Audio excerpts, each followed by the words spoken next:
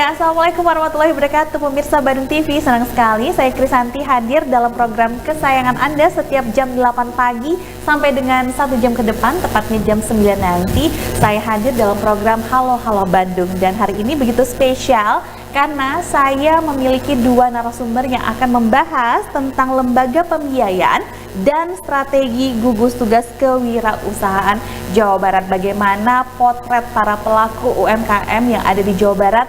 Akankah mereka struggle atau malah berbalik mendapatkan banyak keuntungan dalam situasi pandemi saat ini? Dan dua narasumber saya untuk Anda pagi hari ini barangkali sudah tidak asing lagi. Yang pertama di sebelah kanan saya, ini pasti Anda familiar sekali. Beliau adalah Bapak Yunandar Eka Perwila selaku anggota DPRD Jawa Barat. Assalamualaikum Pak. Waalaikumsalam. Ini sudah sering sekali kita bertemu membahas mengenai kebijakan negara kita untuk tujuannya adalah mensejahterakan masyarakat kita. Ini kabarnya bagaimana situasi rekan-rekan di Dewan? Ya, Alhamdulillah per hari ini semua sudah sehat kembali, walaupun pernah disebutkan bahwa ada sekitar 38 orang. Itu tidak hanya anggota Dewan, tapi juga PNS, kemudian juga sampai ke tenaga honorer, satpam dan sebagainya. Tapi semua sudah sehat kembali, alhamdulillah. Dan semuanya sesungguhnya tanpa gejala. Jadi memang ini satu virus yang belum kita ketahui betul bagaimana bisa berdampak walaupun tidak kelihatan sakit begitu. Luar biasa sekali memang. Oke, serangannya harus meningkatkan kewaspadaan kita ya. Betul sekali. Oke, dan dari kacamata pebisnis kita, nah di ujung sana saya memiliki narasumber untuk Anda. Beliau adalah Pak Fardi dari HIPMI Jawa Barat. Assalamualaikum, selamat pagi. Assalamualaikum. Bagaimana ini perjuangan teman-teman? Wah, sangat struggle ya. Saat ini hampir semua teman-teman kita di sektor wirausaha sudah masuk kepada survival mode, di mana pada kesempatan ini mereka semua dipaksa untuk beralih antara ke sektor industri tertentu atau mereka memacu dirinya untuk segera go digital. Go digital, itu yang paling penting karena mobilisasi masyarakat sekarang terhambat, tidak seleluasa sebelumnya, dan semuanya berpengaruh dari gadget masing-masing. Oke, nah pemirsa, kita akan membahas informasi-informasi secara merinci setelah jeda berikut. Dan untuk Anda yang akan berinteraksi bersama kami, silahkan di line telepon 022-721-4214. Kami akan membahasnya di Halo Halo Bandung, Karaos Bandung. Pemirsa, berbicara mengenai kondisi perekonomian Indonesia yang terkena dampak dari pandemi COVID-19, tentu bukan hanya menyerang Indonesia saja. 215 negara di dunia ini terkena dampak dari COVID-19. Dan masing-masing negara tersebut sedang memasuki jurang resesi. Di antaranya adalah sebut saja Singapura, kemudian negara yang ada di kawasan Asia Tenggara yang lainnya adalah Filipina. Di kelas dunia, Amerika Serikat ternyata di kuartal kedua mereka harus minus 38% untuk perkembangan perekonomian. Bagaimana dengan Indonesia yang kabarnya penopang perekonomian ini dimiliki oleh UMKM yang 96%-nya tenaga lapangan pekerjaan diserap di sektor tersebut. Bagaimana pemerintah dalam hal ini Provinsi Jawa Barat menghadapi kondisi tersebut? Kita akan membahasnya dengan anggota DPRD Jawa Barat, Pak Eka Yunandar Perwila. Bagaimana kondisi Jawa Barat saat ini di sektor UMKM? Ya, saat ini memang seperti juga di hampir seluruh bagian di dunia, kita di Jawa Barat menghadapi situasi kondisi perekonomian yang bisa disebut mengalami kontraksi kalau dari angka pertumbuhan, di mana seluruh nilai tambah dari kegiatan ekonomi kita berkurang. Dan itu disebabkan banyak faktor, terutama karena ketika pasar lokal maupun pasar internasional tidak lagi berinteraksi untuk memperoleh meningkatkan perdagangan. Nah, ketika perdagangan ini terhenti, maka proses produksi yang lain juga terhenti, sampai industri, kemudian pertanian juga akan mulai menurun. Tapi memang di Jawa Barat punya kekhususan sendiri. Kita adalah suatu provinsi di mana UMKM-nya sangat banyak. Ada sekitar 4,6 juta UMKM, dan itu sebagian besar 98,4%-nya adalah mikro dan kecil. Dan sebagian besar, terbesarnya adalah bergerak di bidang perdagangan, kemudian di bidang industri kecil, dan juga di restoran, kafe dan sebagainya. Nah, ini ketika dampak pertama kali dirasakan ketika pasar itu berkurang karena orang kesulitan melakukan transaksi perdagangan, jual beli dan sebagainya, maka sektor perdagangan yang terdampak pertama kali. Kemudian jadi runtutan ke belakang sampai akhirnya di sektor pertanian. Di awal-awal pandemi seperti itu. Tapi kemudian ternyata kebutuhan pangan ini tetap tidak bisa di stop. Ya. Sehingga sampai hari ini alhamdulillah khusus untuk pertanian kita masih positif dari laju pertumbuhan ekonomi.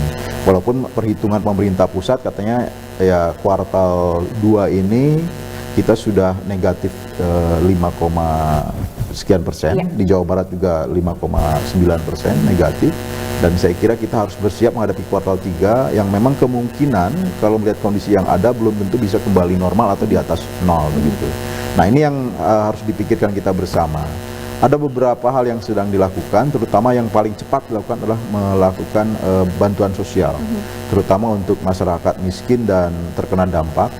Jawa Barat sudah 2 kali melakukan program bantuan sosial berupa sembako dan uang tunai, itu diberikan kepada 1,7 juta di tahap pertama keluarga, dan kemudian 1,3 juta keluarga di tahap kedua. Itu sudah berjalan, dan kita sedang menghitung apakah tahap ketiga bisa dilakukan lagi sesuai rencana begitu, karena ada juga usulan untuk menggerakkan ekonomi itu tidak bisa tidak harus menggunakan uang cash dibandingkan sembako. Nah, itu yang sedang dilakukan. Kami juga sedang mendorong UMKM tadi untuk tetap beroperasi dengan program-program terkait UMKM, terutama mendorong perbankan di Jawa Barat. BJB didorong agar kredit-kreditnya bisa direlaksasi, kemudian ada pemberian kredit baru untuk UMKM, dan ini sesungguhnya dibantu oleh pemerintah pusat lewat dana sekitar 4 triliun yang memang ditujukan untuk UMKM. Dan terakhir tadi disebutkan ada juga bantuan langsung kepada jadi BLT UMKM 2,4 juta. Dan ini saya kira sangat bagus sekali yang bisa sekiranya bisa membantu menggerakkan kembali usaha. Tetapi memang tidak bisa berhenti di sana, karena faktor utamanya adalah market. Ketika market itu belum bisa menyerap produk, ya boleh dibilang tetap dunia usaha ini akan menghadapi kesulitan. Belum lagi masalah bahan baku yang sebagian besar industri Jawa Barat itu juga impor. Nah, ketika pintu impor ini juga terhenti karena negara-negara sumber bahan bakunya juga tidak melakukan transaksi luar negeri, maka kita juga menghadapi kesulitan di sektor hulunya begitu. Nah, satu-satunya peluang kita adalah bagaimana mengoptimalkan sektor pertanian ini sebagai penggerak utama kekuatan ekonomi Jawa Barat. Dan saya lihat juga yang lain masih tetap eksis ketika misalnya perdagangan itu sifatnya tadi seperti Kang Fahri bilang melalui ekonomi digital. Itu masih bisa menjadi penggerak ekonomi yang cukup signifikan di Jawa Barat saat ini. Oke, jadi memang difokuskan untuk Jawa Barat adalah dari sektor pertanian, karena memang kalau pertanian, no wonder Jawa Barat memegang dalam segi para pengusaha sendiri seperti apa Pak Fardi berkaitan dengan perkembangan perekonomian di Indonesia, bahkan kalau kita berbicara lebih sempit lagi adalah situasi di Jawa Barat. Akankah pertanian ini bisa menopang pertumbuhan perekonomian di Jawa Barat dan membantu dari segi pengusaha? Ya, jadi kalau saya bahas pengusaha mungkin secara global di Jawa Barat ya, ketika krisis ini atau resesi yang timbul di Indonesia ini, ternyata faktor terbesarnya adalah daya beli atau konsumsi menurun. Dan kita tahu bahwa pertumbuhan ekonomi itu tergerak dari pertama variabel konsumsi, investasi, kemudian government spending, dan net export. Nah, dalam hal ini yang sangat signifikan tergerus atau turun adalah konsumsi, sektor konsumsi. Sehingga pada dasarnya kalau dari sisi produksi sebenarnya beberapa teman-teman di sektor agribisnis itu tetap mampu memproduksi. Namun COVID ini memberikan batasan terhadap ruang pasar, sehingga proses distribusi barang ini tidak bisa sampai kepada tangan konsumen. Banyak di lapangan, mungkin di petani atau di peternak yang hasil tanam atau hasil taninya itu tidak bisa dikonsumsi sama masyarakat, tidak bisa laku di pasar atau sampai bahkan membusuk, gitu, karena COVID tadi, batasan ruangan. Nah, itu yang harus kita solusikan gitu. Yang pertama itu, terus yang kedua kita juga tahu bahwa sebenarnya COVID ini juga memberikan kesempatan kepada pengusaha-pengusaha lokal untuk mereplace atau mengganti posisi dari perusahaan-perusahaan asing yang eksis dan punya market begitu luas di Indonesia. Nah, itu adalah semangat kita di pengusaha untuk bisa Indonesian Proud, dan HIPMI sendiri juga sudah mempunyai campaign untuk beli produk teman sendiri seperti itu, sehingga kita akan punya circle ekosistem arus kas yang terintegrasi antar teman-teman HIPMI, saling memenuhi kebutuhan satu dengan yang lain, mengkonsumsi produk satu sama lain. Dan itu yang kita harapkan juga terjadi tidak hanya di antar pengusaha, tapi juga antar pengusaha mikro, menengah, kecil dengan BUMN. BUMN mulai bisa memberikan kesempatan-kesempatan kepada UMKM untuk berpartisipasi dalam proses pengadaan kebutuhan-kebutuhan yang ada di BUMN.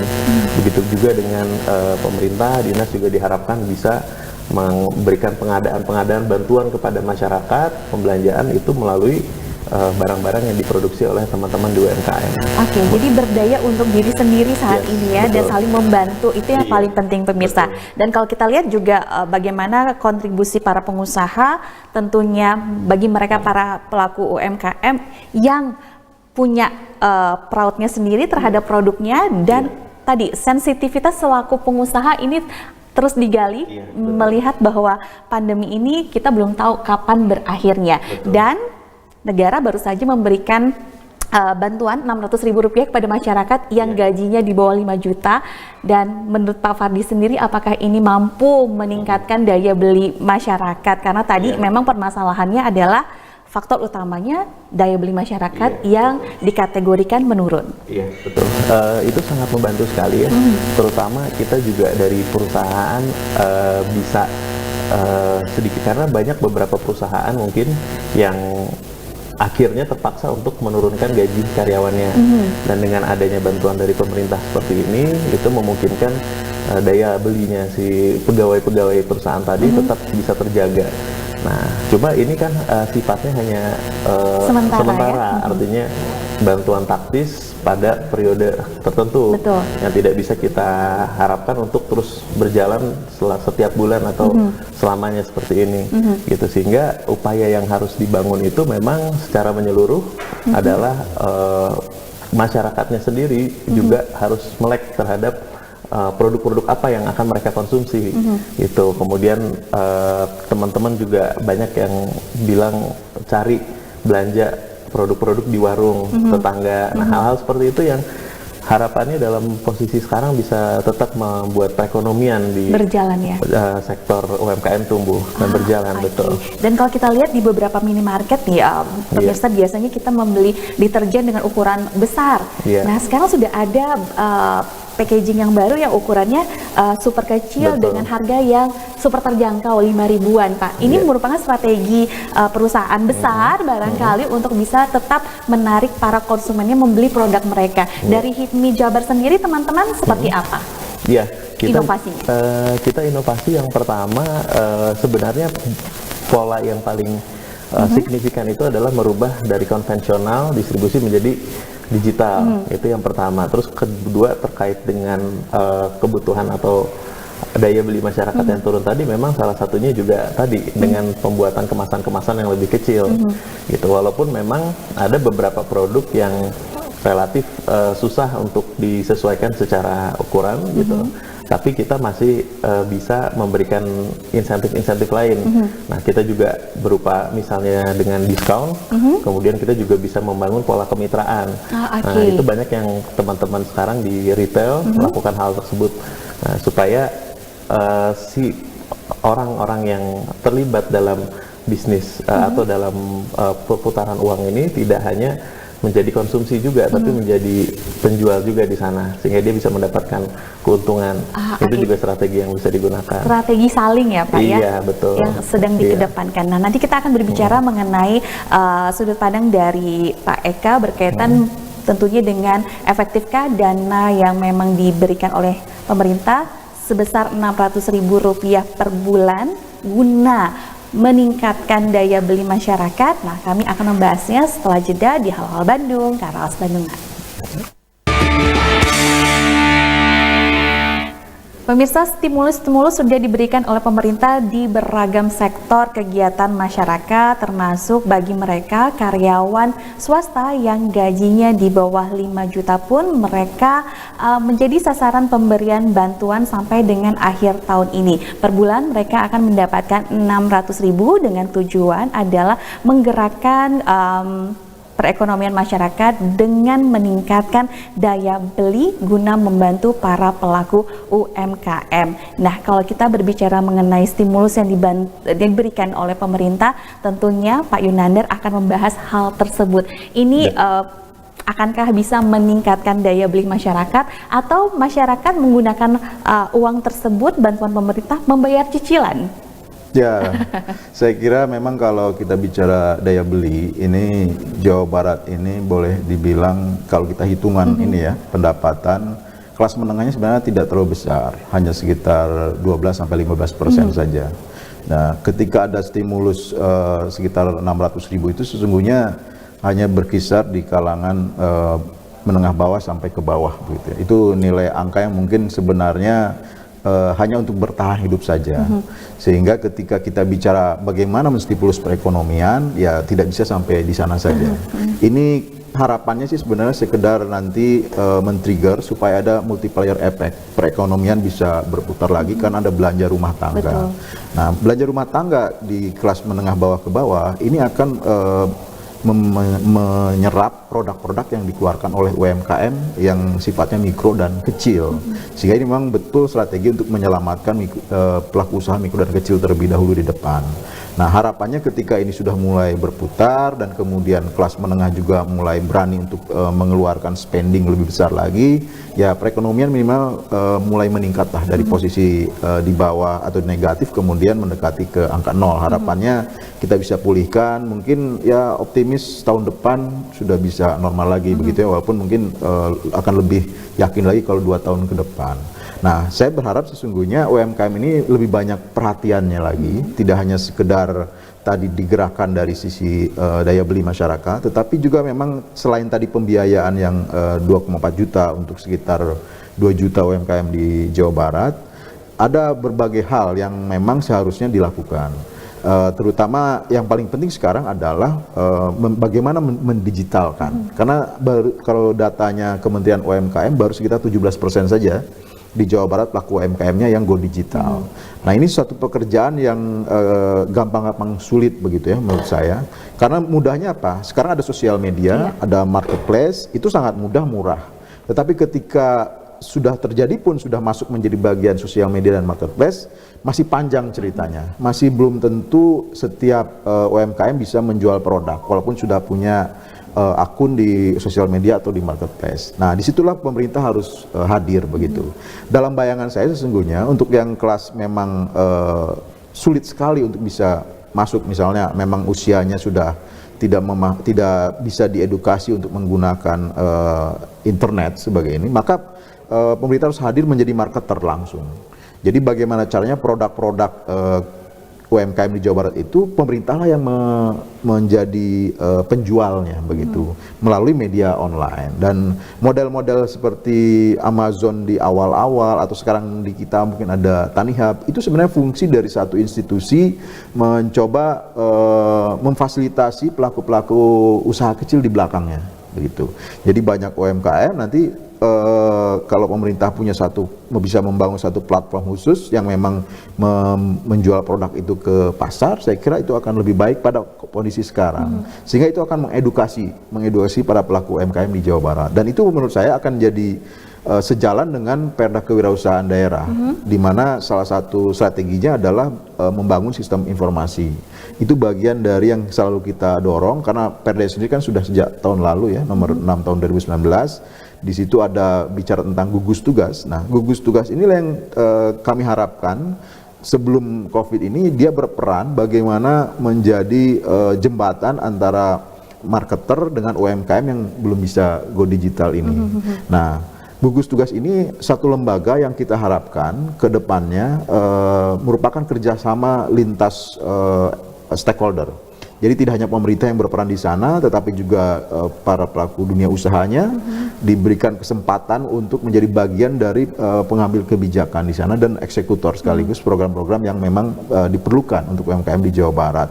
Khususnya para pelaku wirausaha digital gitu ya, kalau menurut saya di era sekarang ini. Kemudian juga dari akademisi, bahkan dari komunitas dan media massa. Itu harus berkolaborasi dalam konteks sekarang COVID ini sesuatu yang sangat match sekali, sangat sinkron, di mana strategi yang dibangun ketika hanya pemerintah yang bergerak, ya menurut saya akan sangat kurang. Bagaimana media bisa berperan menjadi edukator terhadap proses melakukan bisnis digital ini. PR yang lebih dari 80% belum go digital ini kan sangat berat kalau harus program pemerintah yang bergerak sendiri. Jadi kalau misalnya media bisa membantu, bagaimana sih caranya misalnya menggunakan sosial media untuk mulai berbisnis, kemudian apa channel-channel yang bisa digunakan untuk lebih lanjut lagi, memahami trik-trik untuk melakukan promosi dan sebagainya. Itu saya yakin akan lebih efektif lagi, akan lebih besar lagi dampaknya untuk membangun UMKM di Jawa Barat resilient terhadap kondisi COVID-19 sekarang dan kemudian nanti bangkit pada tahap berikutnya. Jadi tidak bisa sendiri-sendiri semuanya, Pak ya, harus ada kerjasama di beragam stakeholder termasuk tadi pemerintah, pengusaha, pelaku UMKM dan juga media. Nah, kalau kita berbicara mengenai daya beli masyarakat yang memang digadang-gadang ini akan tergerak karena adanya stimulus dari pemerintah, sudah terasa belum, Kang? Dari segi pengusaha, sudah ada pergerakan penjualan belum? Jadi kita memang data nggak bisa diambil secara parsial ya. Jadi kalau mengacu ke saya pribadi, mungkin saya hanya bercermin dari perusahaan saya sendiri, gitu. Memang perusahaan saya selama ini sudah proses go digital. Jadi ketika ada bantuan pemerintah, dampaknya terhadap purchasing power atau daya belinya masyarakat ini kita belum bisa menganalisa secara pasti, gitu. Tapi yang pasti konsumsi secara utuh di Jawa Barat itu akan meningkat, itu kita yakin, gitu. Walaupun datanya sendiri belum kita pegang secara lengkap, gitu. Optimis ya? Optimis. Ya. Namun itu tadi tetap kita nggak bisa hanya melihat dari bantuan stimulus yang diberikan pemerintah saja. Tetap UMKM ini juga harus dipacu berkembang. Selain dari digital, mereka juga harus banyak belajar terkait bagaimana memproduksi suatu produk yang berkualitas dan efisien. Kemudian mampu menciptakan branding, karena ini kesempatan kita untuk nge-replace produk-produk asing yang sudah punya market besar di sini. Dan ternyata cara mereka untuk bisa masuk ke market Indonesia itu bukan sekedar hanya mampu menciptakan kualitas produk yang bagus, tapi mereka secara sains mampu meng-create branding yang disesuaikan dengan culture kita. Hal-hal seperti itu yang juga harus pengusaha-pengusaha itu pelajari. Gitu, banyak sekali sekarang buku-buku atau seminar-seminar online yang membahas tentang strategi branding, gitu, di mana strategi branding ini juga dari 1.0 sampai sekarang sudah 4.0 itu memiliki karakteristiknya masing-masing. Nah, itu yang kadang-kadang mungkin di teman-teman UMKM itu belum mengetahui banyak. Mungkin saya sedikit gambaran, kalau zaman dulu 1.0 itu branding itu fokus kepada produk. Kemudian di 2.0 branding itu fokus kepada apa sih yang dibutuhkan sama customer. Itu baru 2.0. Nah, kita selama ini masih di 1.0, bahkan exposure-nya produk terus. Tapi kita belum melihat sebenarnya masyarakat itu suka nggak, gitu. Jadi tidak melakukan market research. Itu di 2.0. Di 3.0 itu kalau di perusahaan luar itu mereka sudah bisa membentuk identitasnya dari si konsumen. Jadi saat si konsumen itu membeli produk kita, mereka itu merasa menjadi identitasnya menjadi sesuatu, gitu. Kita bisa contoh beberapa merek di luar negeri menggunakan atlet internasional, public figure segala macam, sehingga ketika mereka menggunakan produk tersebut, mereka merasa seperti public figure tersebut. Itu strategi branding 3.0. Kemudian 4.0 yang sekarang itu baru masuk di tahun 2020. Campaign-nya itu adalah campaign bagaimana self actualization. Jadi bagaimana si konsumen itu merasa dia ketika membeli produk ini itu memberikan campaign yang positif kepada masyarakat. Nah, itulah yang ada di generasi Zoomer. Generasi Zoomer itu adalah Gen Z, Millennial Z.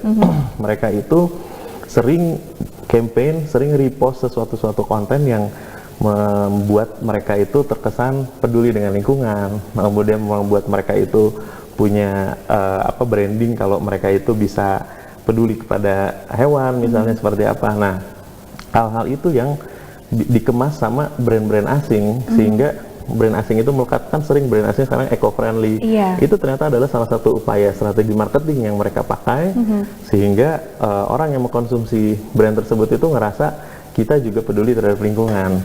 Nah, hal-hal tersebut juga harus dipelajari sama teman-teman di UMKM dalam menciptakan produk, juga dalam memberikan branding produk tersebut, sehingga kita bisa totally nge-branding produk luar. Nah, itu yang mungkin produk luar itu kita ngerasa kenapa sih kok orang Indonesia itu cinta banget ya sama produk luar ya? Apa kita mengidolakan bangsa asing atau apa? Ternyata mereka science. Ternyata mereka itu melakukan satu teknik penetrasi pasar berdasarkan teori-teori dan berdasarkan riset yang mendalam, sehingga masuk ke alam bawah sadar kita suka sama let's say produk kosmetik Korea, kemudian kita suka sama produk-produk dari Amerika. Nah, itu karena mereka betul-betul menyeluruh kajian terhadap brandingnya. Itu yang mungkin harus kita pelajari bersama dan kita edukasi secara komprehensif kepada teman-teman di UMKM maupun di perusahaan-perusahaan di menengah ke atas gitu. Jadi PR yang ada di negara Indonesia cukup banyak ya banyak, Pak ya. Iya.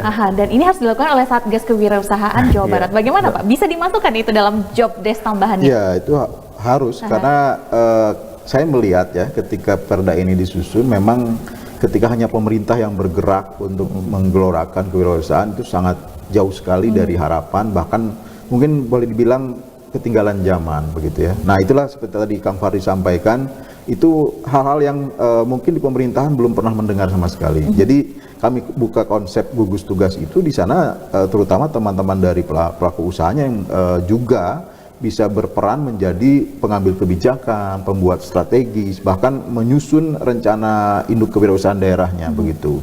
Selain juga bahkan menjadi eksekutor, bagaimana menerapkan langkah-langkah tersebut, menyelesaikan masalah yang ada dan sebagainya. Itu sudah dirangkum dalam perdanya. Dan kami berharap sesungguhnya elemen-elemen tadi bisa segera kita bentuk. Karena ini tahapan perda ini belum selesai ketika gugus tugas ini belum bisa dibentuk dan dijalankan. Nah, sedang kami dorong tahun ini berjalan sejalan dengan kebutuhan kita membangkitkan kembali ekonomi di masa pandemi COVID ini begitu. Nah, itu strategi tadi ini yang nanti kita coba susun harapannya ke depan dalam bentuk rencana induk, bisa dalam jangka pendek tahunan maupun jangka panjang bisa 5 tahun, seperti rencana pembangunan daerah RPJMD di setiap kabupaten kota ataupun provinsi. Oke, itu menjadi salah satu tambahan ya Pak ya, yang harus memang dilancarkan untuk tadi bisa membantu para pelaku UMKM yang ada di Jawa Barat. Nah, pemirsa, kami akan membahas hal lainnya berkaitan dengan Satgas Kewirausahaan Jawa Barat yang tentunya sudah dibahas di awal oleh Pak Yunandar. Nah, nanti kita akan melihat bagaimana progresnya seperti apa setelah jeda tentunya di Halo Bandung, Karaos Bandung. Pemirsa, tentunya jika kita berbicara tentang kewirausahaan, tidak jauh-jauh tentunya untuk memulainya pasti harus ada modal yang disiapkan oleh pelaku usaha. Nah, lembaga pembiayaan yang memang sudah ada tentunya diharapkan bisa mensokong para pelaku UMKM. Nah, bagaimana lembaga pembiayaan hadir di era pandemi saat ini guna membantu para pelaku usaha? Kita akan coba tanyakan kepada dua narasumber saya pagi hari ini berkaitan dengan hal tersebut. Pak Yunandar, lembaga pembiayaan yang ada tidak sedikit jumlahnya dan tentu saja sudah banyak dimanfaatkan oleh pelaku UMKM yang ada di kawasan Jawa Barat. Sampai dengan hari ini di masa pandemi, bagaimana perkembangannya dan pemanfaatannya? Ya, memang kalau kita melihat kondisi sekarang, di mana lembaga pembiayaan yang konvensional, mungkin sebenarnya kita akan sedikit terkejut. Bayangan kita pasti perbankan yang akan menguasai pembiayaan. Betul kalau kita bicara perusahaan-perusahaan besar yang bankable dan sebagainya. Tetapi yang mikro-mikro itu justru yang berperan paling besar adalah para lintah darat sesungguhnya. Jadi koperasi-koperasi yang memang koperasi simpan pinjam itulah yang lebih banyak sekarang berperan bagi pelaku UMKM di Jawa Barat. Dan memang pada satu sisi itu bermanfaat, tapi kadang-kadang di sisi yang lain menimbulkan ekses yang juga menyebabkan berbagai masalah sosial, masalah ekonomi, bahkan masalah kriminalitas begitu ya, karena tingkat bunga yang sangat tinggi tanpa agunan dan lain sebagainya. Nah, di sini perlunya hadir pemerintah. Jawa Barat sebenarnya dengan melalui bank milik pemerintah sudah dicoba diterobos menggunakan kredit untuk mikro kecil ini adalah melalui kredit mesra. Mesra itu singkatan dari Masyarakat Ekonomi Sejahtera. Ada satu jenis kredit yang plafonnya hanya 5 juta dan itu tanpa agunan begitu. Hanya menggunakan sistem rekomendasi. Nah, ini ada di Bank BJB dan sudah mulai dilakukan, mulai berkembang, tapi memang masih belum signifikan kalau kita bicara masalah perekonomian. Nah, kami juga sedang mencoba merintis satu kelembagaan yang lain masalah pembiayaan ini untuk mikro kecil adalah dana bergulir. Nah, dana bergulir ini sesungguhnya sudah sejak lama ada di Republik Indonesia. Bahkan di pusat sudah ada lembaganya sendiri, lembaga pengelola dana bergulir. Mereka biasa memutar per tahun itu lebih dari 7 triliun. Nah, dan itu disalurkan lewat koperasi-koperasi. Nah, saya lihat memang itu berjalan, tetapi karena yang dilihat dan dijadikan targetnya adalah koperasi-koperasi besar, maka tetap yang mikro dan kecil ini masih agak jauh, sehingga belum ada yang berhasil menggantikan koperasi simpan pinjam lintah darat tersebut di bawah ini. Nah, kita sedang mendorong dan Pak Gubernur Jawa Barat sudah menginstruksikan kepada Kepala Dinas Koperasi Usaha Kecil harus ada lembaga dana bergulir yang punya peranan memang membangkitkan perekonomian untuk mikro dan kecil melalui pembiayaannya. Dan ini harapannya ke depan membantu. Tadi memang ada yang nilainya 2,4 juta disalurkan pemerintah pusat, tapi itu kan sifatnya sebenarnya bantuan sosial begitu ya, tidak akan jangka panjang. Nah, kita harapkan ada satu lembaga yang mengelola itu secara jangka panjang, betul-betul dikelola dengan proper begitu. Jadi bukan sekedar charity, sehingga nanti pelaku wirausaha juga terdorong untuk menjadi produktif. Nah, ini sesuatu hal yang boleh dibilang baru, dan tentu saja saya berharap teman-teman dari para pelaku usaha seperti dari HIPMI juga terlibat di sini untuk bagaimana mencari formula yang tepat. Apalagi sekarang di era ekonomi digital, mungkin platformnya juga bisa menggunakan fintech misalnya. Nah, ini nanti bisa ditanyakan ke Kang Fahri seperti apa.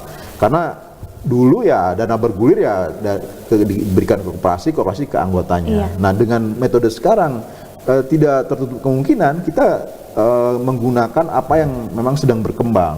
Supaya apa? Supaya juga anak-anak muda semakin tertarik menjadi pelaku wirausaha, dan tidak tertutup kemungkinan pada akhirnya yang namanya lembaga dana bergulir adalah sebuah sistem yang dibangun berdasarkan digital platform.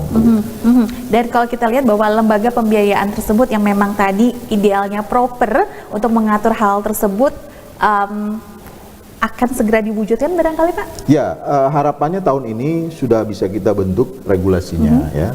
Jadi bentuknya nanti ada peraturan gubernur, ada keputusan gubernur.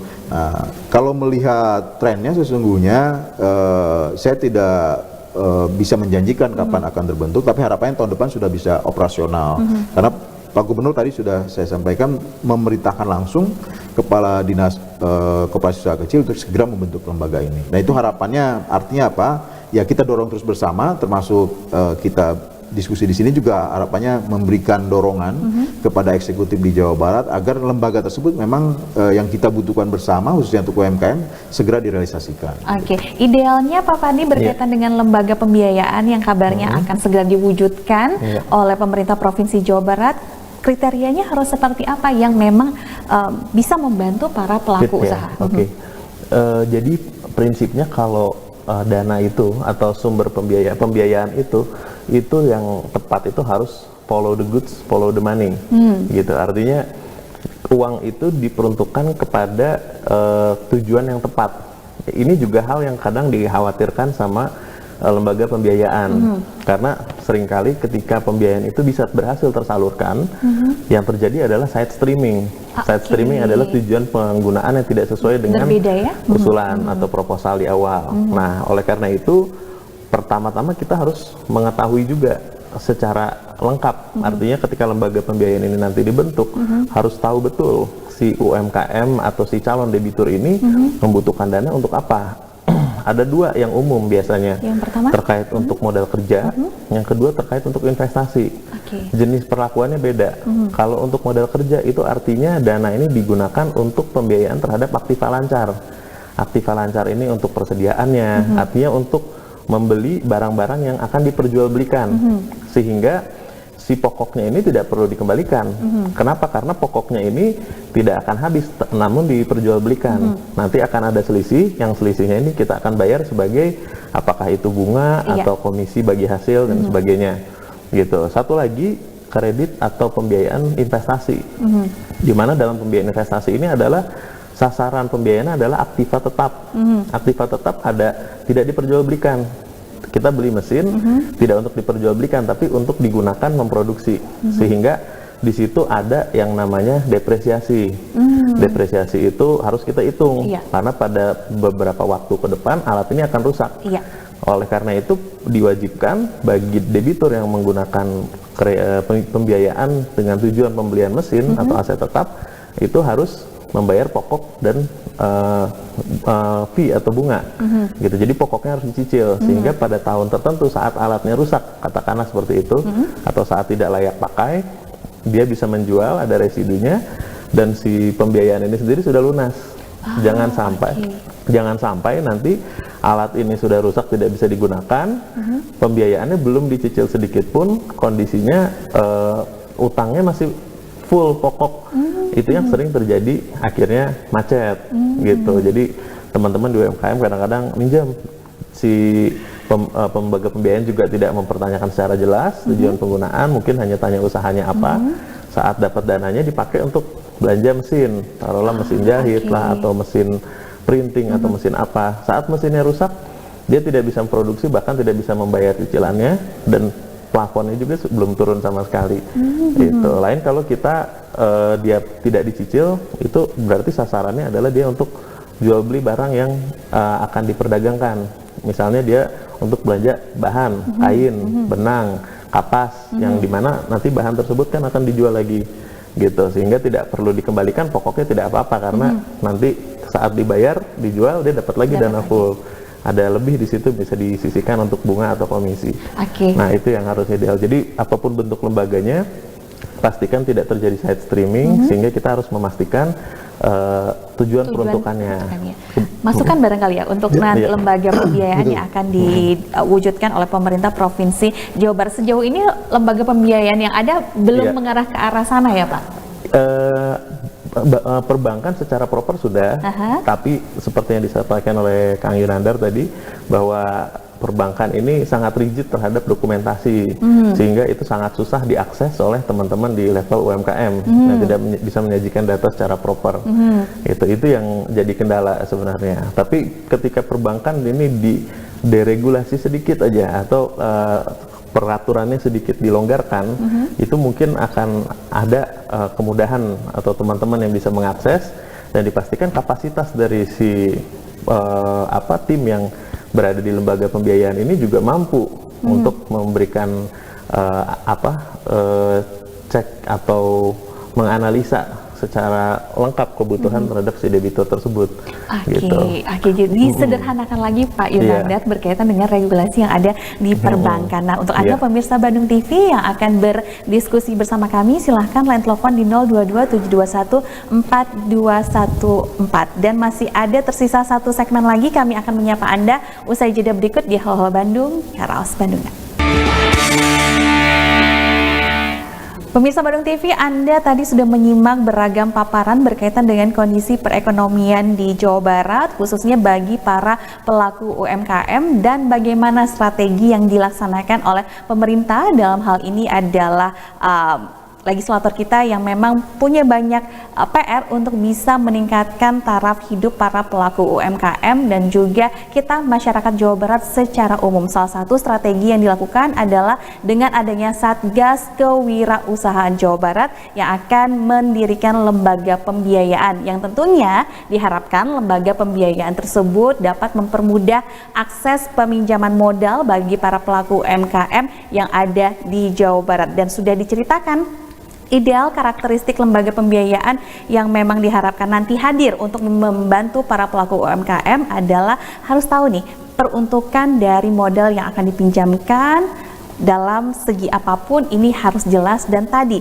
pengurangan sedikit regulasi yang ngejelimet barangkali akan lebih dipermudah sehingga tentunya modal bisa dengan gampang diakses oleh para pelaku UMKM, dan ini menjadi tantangan tersendiri bagi Pak Yunandar bersama teman-teman dalam hal Satgas Kewirausahaan untuk tadi mendengar ide-ide dari HIPMI Jawa Barat. Silakan Pak.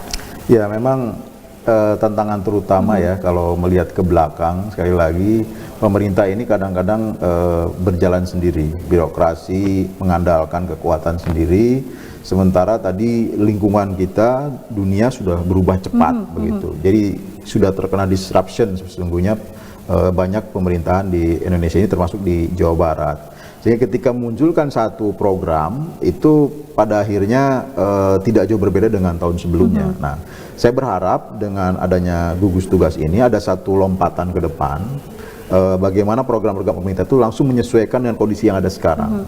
Misalnya tadi yang paling utama sekali di era ekonomi digital adalah bagaimana caranya go digital. Bagaimana caranya semua masyarakat itu bisa ketika dia menjadi pelaku wirausaha langsung menjadi bagian dari usahanya adalah usaha digital.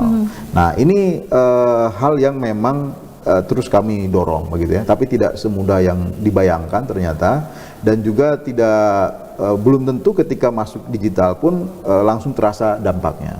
Nah, dua hal ini yang kemudian harus menjadi pemikiran dari gugus tugas dalam satu konteks nanti rencana induk kewirausahaan daerah yang akan dibangun ke depan begitu gugus tugas ini diresmikan begitu. Nah, berbagai strategi yang ada tadi seperti disampaikan Kang Fardi, bagaimana misalnya soal branding tadi itu harus menjadi bagian utama dari rencana induk ini. Nah, saya melihat tahapan-tahapan yang mesti dilakukan juga tidak bisa lagi seperti dulu begitu ya. Lompatan yang harus dilakukan ke depan ini berkaitan dengan bagaimana langsung lompat ke 4.0. Bagaimana caranya agar pelaku wirausaha yang tadinya mikro naik kelas menjadi kecil, kecil menjadi menengah secepat-cepatnya. Dan kalau dari legislatif sebenarnya kita nggak bisa mengatakan bagaimana caranya, karena kami juga bukan pakar di sana. Tapi justru ketika pelibatan dari teman-teman pelaku usaha, terutama yang memang para pelaku usaha muda yang memang sudah terbiasa dengan kondisi ekonomi digital sekarang, itu harapan kami ya inilah akan memberikan warna baru dan percepatan tersebut. Nah, dan hal ini tidak bisa juga terlepas dari para pelaku UMKM-nya sendiri. Mereka harus mau berubah, harus mau mencari knowledge baru. Nah, kunci dari berkembangnya pelaku wirausaha adalah mau banyak mencari knowledge, bagaimana menguasai teknologi yang terbaik begitu ya, bagaimana memanfaatkan informasi pasar, terbiasa menggunakan misalnya market research atau market surveillance begitu. Nah, ini sesuatu hal yang saya lihat ya dengan karakteristik sekarang akan sangat-sangat tidak mudah begitu ya, tetapi bukan berarti tidak mungkin.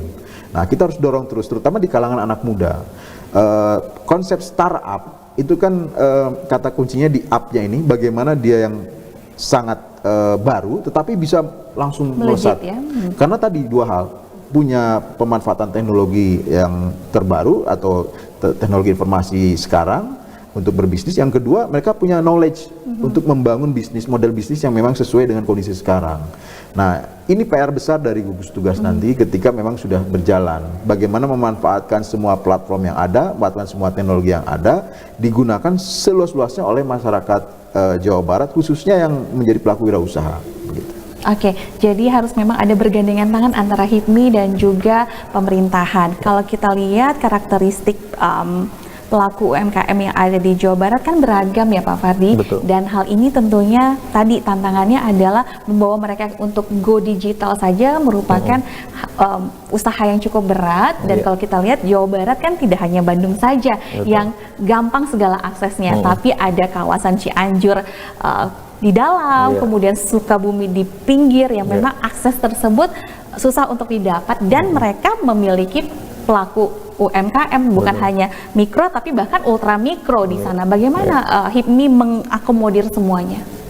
Ya, kita pasti akan bergandengan juga dengan lembaga-lembaga lain, di antara juga perbankan. Kemudian dari HIPMI-nya sendiri memang selalu ada program. Kita sudah ada di 27 kabupaten dan kota atau BPC yang ada di kabupaten kota di seluruh Jawa Barat, sehingga setiap BPC tersebut sudah memiliki program-program yang sifatnya bisa memberikan atau men-scale up teman-teman yang ada di UMKM maupun di yang ultra mikro tadi. Strateginya sendiri sementara memang kita hanya bersifat edukatif ya, gitu. Kita memberikan wawasan, kita share, baik itu berupa dulu kita ada seminar-seminar secara offline ya kan, sekarang banyaknya seminar digital ataupun dengan message-message yang kita share melalui YouTube atau WhatsApp. Nah, hal seperti itulah yang mungkin kita bisa sampaikan kepada para pelaku usaha. Namun memang kita juga harus sadar bahwa kesadaran itu harus dimunculkan juga dari masing-masing individu. Sehingga yang kita harapkan juga campaign yang masif, baik itu dari media, baik itu dari akademisi atau dari pemerintah untuk terus menyerukan hal-hal seperti ini. Karena kita tahu bahwa ini adalah kondisi yang tidak bisa dielakkan. Kita tahu bahwa sekarang semuanya market itu bukan lagi ada di pasar baru, bukan lagi ada di Tanah Abang, tapi ada di handphone. Gitu. Kita tahu saat pandemi kemarin market yang omsetnya bisa naik 400% itu adalah e-commerce.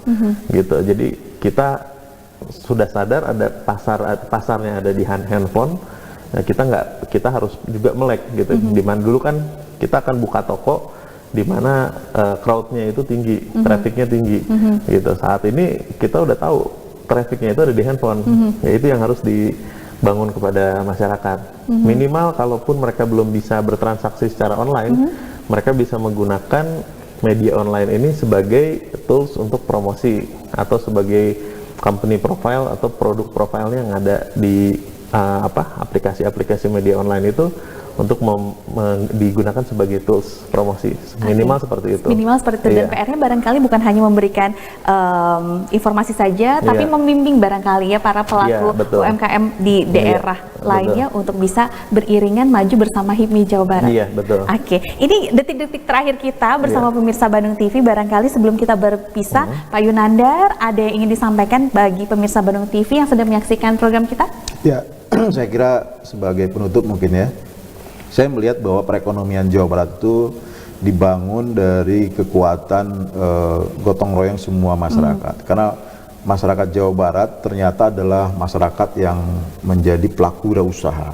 Kita boleh dibilang hampir 10% masyarakat Jawa Barat adalah pelaku wirausaha, walaupun skalanya mikro kecil. Jadi kekuatan inilah yang harus menjadi kekuatan ke depan, dan PR terbesarnya adalah untuk membangun Jawa Barat menjadi lebih maju dan makmur. Bagaimana mereka bisa scale up, bagaimana mereka menjadi pelaku wirausaha yang sukses di era ekonomi digital. Oke, bisa maju bersama ya Pak ya. Pak Fardi silakan. Ya, dari saya mungkin kita melihat Jawa Barat ini adalah penduduk terbesar di Indonesia. Betul. Sehingga bagi bangsa lain pun bahkan ini adalah salah satu daerah yang sangat menarik karena ini adalah potensi pasar yang luas. Nah, kita harapkan kita sebagai warga asli Jawa Barat itu bisa melihat potensi ini, baik kita meng-create produk yang bagus maupun dari kita pribadi untuk selalu mau mengkonsumsi produk-produk lokal khususnya di Jawa Barat. Itu yang pertama. Terus yang kedua, terkait dengan sinergitas antara perusahaan baik itu BUMN, BUMD dengan perusahaan UMKM itu diharapkan bisa terus terbangun bentuk kolaborasinya sehingga perputaran uang itu bisa terjadi secara kontinu di regional Jawa Barat. Oke. Seperti itu. Menjadi tuan rumah di Jawa Baratnya sendiri, dan sesuai dengan beberapa waktu lalu Pak Yunandar menyampaikan Jawa Barat bisa menjadi produsen untuk wilayah Indonesia yang lainnya. Betul. Oke, terima kasih atas waktunya hadir di Studio Badung TV. Selamat bekerja keras Bapak-bapak, dan semoga bisa memajukan masyarakat Jawa Amin, Barat amin. dan secara nasional. Terima kasih pemirsa kasih. Badung TV sudah bersama saya selama 1 jam. Jangan lupa jaga kesehatan dan terus bergandengan tangan untuk memajukan kualitas hidup kita. Wassalamualaikum warahmatullahi wabarakatuh. Halo Bandung, Karaos Bandung.